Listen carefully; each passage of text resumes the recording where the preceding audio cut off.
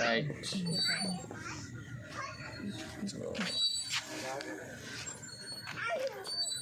Poland finally দেখেছো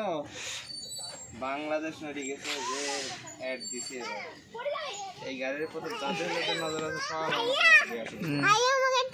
সেই বসুন্ধরা ইসের মালিক আমার ল্যান্ডের ওই ওইটা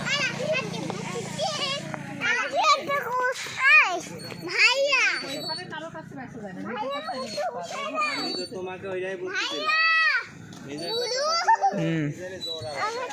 देखिए एक स्माइल